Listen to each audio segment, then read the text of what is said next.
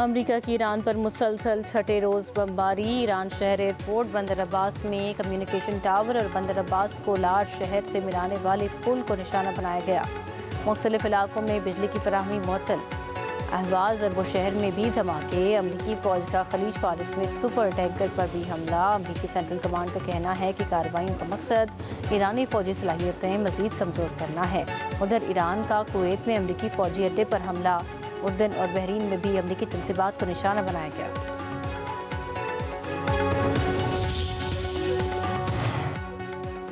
آبنائے ہرمز جنگ سے پہلے والی حالت میں واپس نہیں آئے گی۔ ترجمان ایرانی مسلح افواج ابراہیم ذوالفقاری کا بیان۔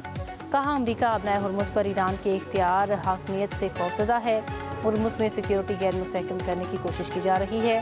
خلیجی ممالک امریکہ کو ایران پر حملے کے لیے اپنی سرزمین استعمال کرنے کی اجازت نہ دیں۔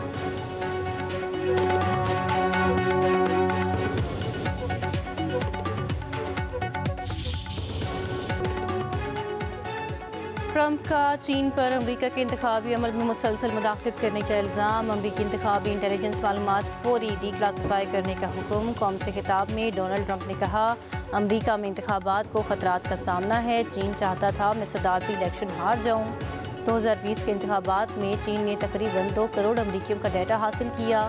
چین الیکشن ڈیٹا کو ہیک کرنے کی کوشش کر رہا ہے۔ DNI اور FBI چین کے معاملے کی تحقیقات کریں گے۔ کہا کہ امریکہ اور ایران میں بڑی کامیابیاں حاصل کر رہا ہے۔ بہت جلد ان کوششوں کے نتائج سامنے آئیں گے۔ ہماری سرحدیں بدترین تھیں مگر اب بہترین ہیں۔ ہم نے اپنی سرحدوں کو محفوظ کیا۔ وینزویلا میں کامیابی حاصل کی۔ امریکہ واپس آ چکا ہے اور بہت اچھی کارکردگی دکھا رہا ہے۔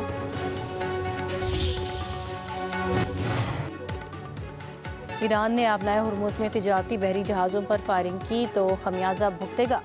وائٹ ہاؤس کی پریس سیکرٹری کی وارننگ۔ صحافیوں سے گفتگو میں کیرولین لیوٹ نے کہا کہ ایران امریکہ کے ساتھ کیے گئے وعدوں سے پھرے گا تو امریکی صدر ٹرمپ اسے جواب دہ ٹھہرائیں گے۔ امریکی صدر تہران کے ساتھ سفارتکاری کے لیے بھی ہمیشہ تیار ہیں۔ امریکی حملوں کے بعد ایرانی دفاعی صلاحیت بڑی حد تک ختم ہو چکی۔ شدید نقصانات کے بعد ایران امریکہ کے ساتھ نیا معاہدہ کرنے کا خواہاں ہے۔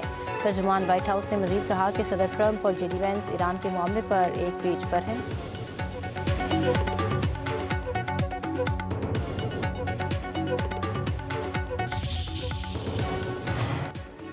بنو میں CTT اور فتنہ الخوارج کے دہشت گردوں میں شدید جھڑپ۔ 5 خارجی مارے گئے، متعدد فرار ہو گئے۔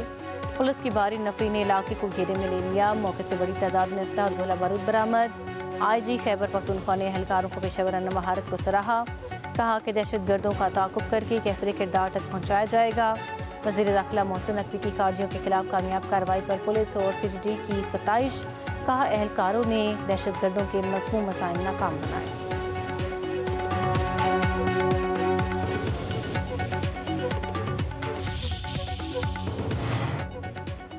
اور فیفا ورلڈ کپ کا فائنل اتوار کی رات ہوگا۔ ارجنٹینا اور اسپین آمنے سامنے ہوں گے۔ تیسری پوزیشن کے لیے میچ فرانس اور انگلینڈ کے درمیان کھیلا جائے گا۔ سیمی فائنل میں فرانسیسی ٹیم کو اسپین کے ہاتھوں 2-0 سے ناکامی کا سامنا کرنا پڑا۔ انگلینڈ کو دفاعی چیمپئن ارجنٹینا نے 1 کے مقابلے میں 2 گول سے شکست دی۔